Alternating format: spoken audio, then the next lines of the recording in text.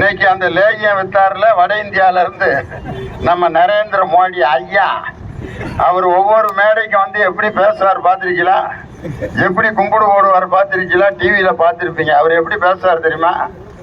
அவர் மாதிரியே பேசி காமிச்சாதான் நாமகிரி பேட்டையில நம்புவீங்க எப்படி பேசுறாருன்னு.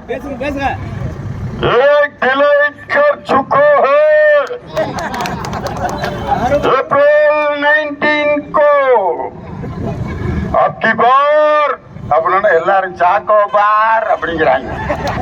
அப்கி பார் கார் சோக்கா.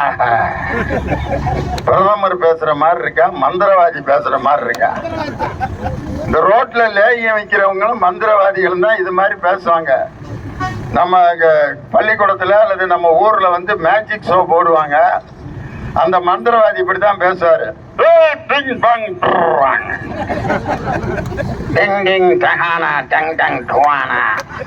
மந்திரகாளி பந்து இப்ப அவருக்கே இருக்கு. அந்த பந்து இப்ப பைக்குள்ளே வரப்போகுது. எப்படி வருது?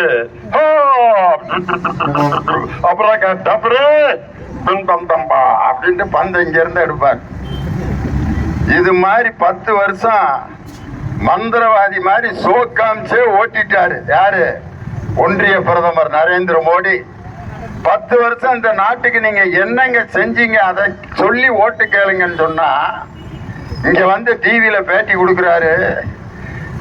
ஐ லைக் இட்லி, வடா, தோசை, உப்புமா.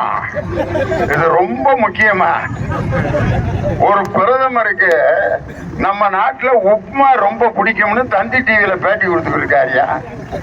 இந்த நாட்டுல கோடிக்கணக்கான இளைஞர்கள் வேலை வாய்ப்பு இல்லாம கஷ்டப்பட்டுக்கிட்டு இருக்காங்க. அந்த வேலை வாய்ப்பு இளைஞர்களுக்கு எப்படி கொடுக்க போறீங்கன்னு பாஜகவுடைய தேர்தல் அறிக்கையில ஒரு அறிக்கை கூட இல்ல. வேலை இல்லாத இளைஞர்கள் நிறைய பெருக பெருக பெருக ஜாதி வெறியும் மத வெறியும் தூண்டப்படும். என்னைக்கு வேலைக்கு இளைஞர்கள் சென்று அவங்க கையில சம்பாதிக்கிறாங்களோ அவன் தான் அந்த குடும்பத்தை காப்பாற்ற முடியும். அவன்கிட்ட தான் நல்ல சிந்தனைகள் உருவாகும். அந்த வேலை வாய்ப்பை பத்தி பாஜகவோட அறிக்கையில கொடுத்திருக்கா.